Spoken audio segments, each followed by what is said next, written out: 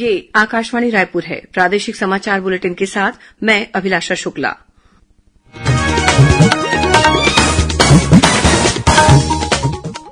और अब पेश है आज के मुख्य समाचार।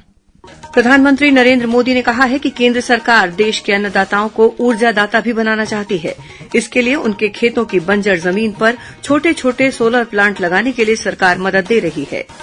प्रधानमंत्री ने विकसित भारत विकसित छत्तीसगढ़ कार्यक्रम के तहत वर्चुअल माध्यम से छत्तीसगढ़ में करीब 35,000 करोड़ रुपए की 10 परियोजनाओं का उद्घाटन, लोकार्पण और शिलान्यास किया। सुकमा जिले में सुरक्षा बलों के साथ हुई मुठभेड़ में एक माओवादी मारा गया। और प्रदेश में सार्वजनिक वितरण प्रणाली के तहत प्रचलित राशन कार्डों का नवीनीकरण कराने के लिए कल 25 फरवरी अंतिम तिथि है।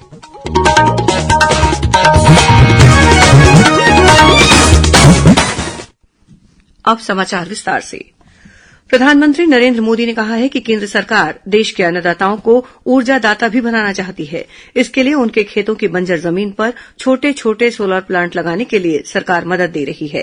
प्रधानमंत्री ने आज वर्चुअल माध्यम से छत्तीसगढ़ में करीब 35,000 करोड़ रुपए की 10 परियोजनाओं का उद्घाटन, लोकार्पण और शिलान्यास किया। कार्यक्रम को संबोधित करते हुए प्रधानमंत्री ने कहा कि केंद्र सरकार का लक्ष्य सौर ऊर्जा के माध्यम से देश के लोगों की बिजली की जरूरतों को पूरा करने के साथ ही उनका बिजली बिल शून्य करने का है। इसके लिए पीएम सूर्य घर योजना शुरू की गई है, जिसके तहत हर घर को सूर्य घर बनाया जाएगा। इससे लोग घर में बिजली बनाकर न सिर्फ अपनी जरूरत पूरी कर सकेंगे, बल्कि वही बिजली बेचकर उन्हें कमाई का एक और जरिया मिल सकेगा। इसके लिए हर परिवार को हर वर्ष हजारों रुपए की आमदनी होगी। प्रधानमंत्री ने आज छत्तीसगढ़ में जिन परियोजनाओं का उद्घाटन, लोकार्पण और शिलान्यास वर्चुअल माध्यम से किया, उनमें राष्ट्रीय ताप विद्युत निगम एनटीपीसी के रायगढ़ में स्थित पावर प्लांट, राजनांदगांव जिले में करीब 450 एकड़ में निर्मित सौर ऊर्जा प्रोजेक्ट, 3 कोल हैंडलिंग परियोजनाएं, रेलवे का सोलर पावर प्लांट और एक फ्लाईओवर के साथ ही अंबिकापुर शिवनगर और बनारी मसनिया कला सड़क मार्ग भी शामिल हैं। प्रधानमंत्री ने कहा कि सरकार छत्तीसगढ़ को सौर ऊर्जा का बड़ा केंद्र बनाना चाहती है।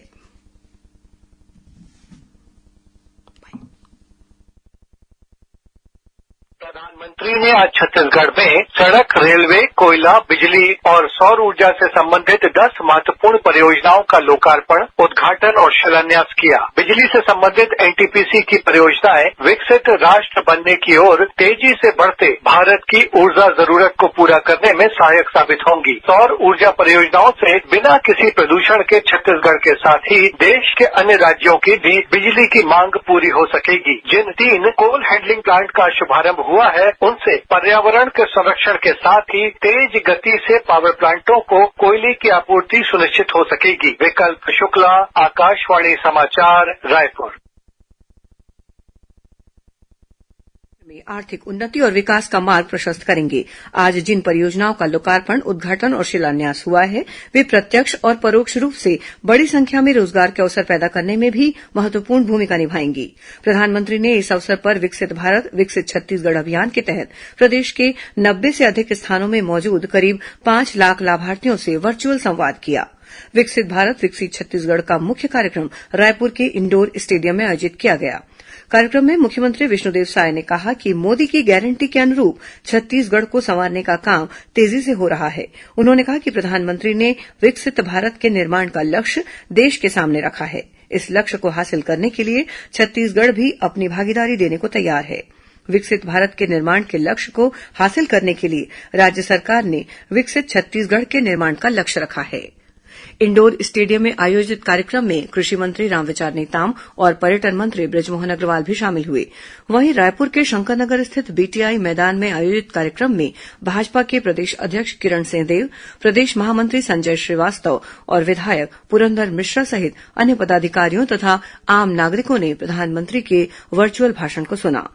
विकसित भारत विकसित छत्तीसगढ़ कार्यक्रम के तहत मुंगेली जिले के लोरमी में आयोजित कार्यक्रम में उप मुख्यमंत्री अरूण साव वर्चुअली शामिल हुए।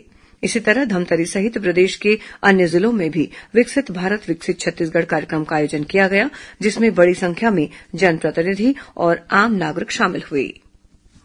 श्री रामलला दर्शन योजना के तहत छत्तीसगढ़ से अयोध्या तक चलाई जा रही विशेष ट्रेन प्रत्येक सप्ताह चलेगी। 12 कोच वाली इस ट्रेन में एक बार में करीब 850 श्रद्धालु श्री रामलला के दर्शन करने के लिए अयोध्या जा सकेंगे। इस विशेष ट्रेन का संचालन आगामी 5 मार्च से शुरू हो जाएगा। इस योजना के तहत छत्तीसगढ़ पर्यटन मंडल और आईआरसीटीसी के विशेष ट्रेन चलाने और आवश्यक व्यवस्था के लिए कल एमओयू हुआ। पर्यटन मंत्री बृजमोहन अग्रवाल ने बताया कि श्री रामलला दर्शन योजना के तहत श्रद्धालुओं के लिए छत्तीसगढ़ से अयोध्या जाने, वहां रहने, मंदिर दर्शन और नाश्ता और खाने की व्यवस्था रहेगी।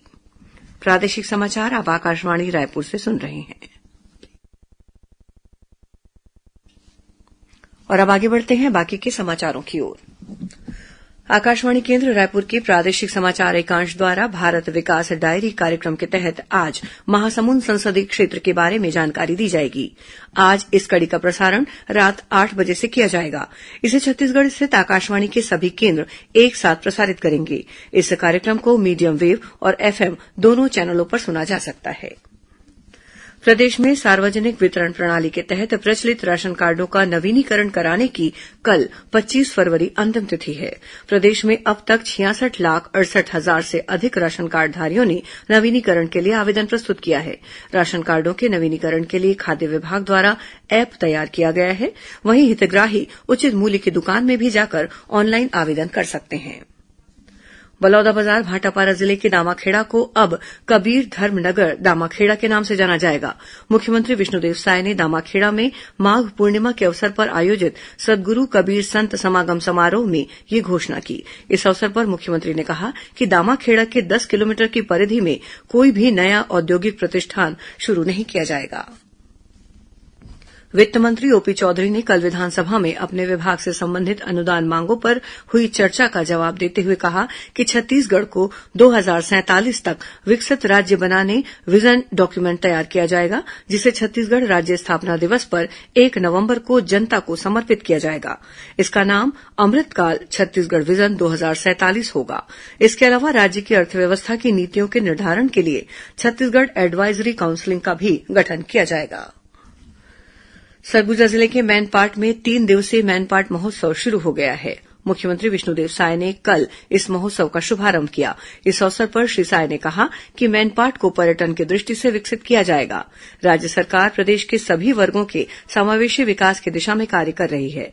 कार्यक्रम में मुख्यमंत्री ने नर्मदापुर में झंडा पार्क की स्थापना के लिए 1 करोड़ और मैनपाट महोत्सव के आयोजन के लिए हर साल 50 लाख रूपये देने की घोषणा की। महोत्सव के दौरान मुख्यमंत्री ने साइकिल रेस प्रतियोगिता के विजेता प्रतिभागियों को प्रशस्ति पत्र और पुरस्कार राशि का चेक प्रदान कर सम्मानित किया।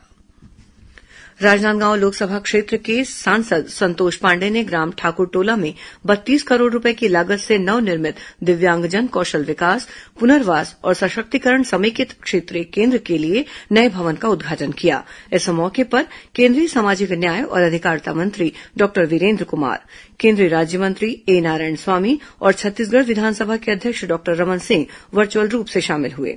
इस अवसर पर श्री पांडेय ने कहा कि इस अत्याधुनिक भवन में दिव्यांगजनों के लिए यंत्र, प्रशिक्षण सहित अन्य व्यवस्थाएं की गई हैं।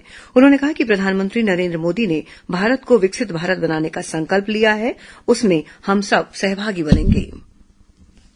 सुकमा जिले में आज सुरक्षा बलों के साथ हुई मुठभेड़ में एक माओवादी मारा गया है। मिली जानकारी के मुताबिक डीआरजी के जवान बुर्कलंका इलाके में सर्चिंग पर निकले हुए थे। इसी दौरान माओवादियों ने जवानों पर फायरिंग शुरू कर दी। जवानों द्वारा की गई जवाबी कार्रवाई के बाद माओवादी जंगल का फायदा उठाकर वहां से भाग गए। बाद में घटनास्थल की तलाशी के दौरान सुरक्षा बलों ने एक माओवादी का शव बरामद किया। बेमेतरा जिले के डगनिया गांव में सार्वजनिक कार्यक्रम के दौरान दूषित भोजन खाने से करीब 60 लोगों की तबीयत बिगड़ गई है। इनमें से 8 लोगों की हालत गंभीर बताई गई है। इसकी जानकारी मिलने के बाद स्वास्थ्य विभाग की टीम द्वारा गांव में स्वास्थ्य शिविर लगाया गया है, जहां पीड़ितों का इलाज किया जा रहा है। वहीं गंभीर रूप से पीड़ित लोगों का जिला अस्पताल में भर्ती कराया गया है। छत्तीसगढ़ के स्टेट जीएसटी विभाग ने पिछले 3 दिनों में प्रदेश के कई स्थानों पर औद्योगिक प्रतिष्ठानों में छापे की कार्रवाई की है। विभाग ने इस दौरान करोड़ों रूपयों के टैक्स की चोरी पकड़ी है।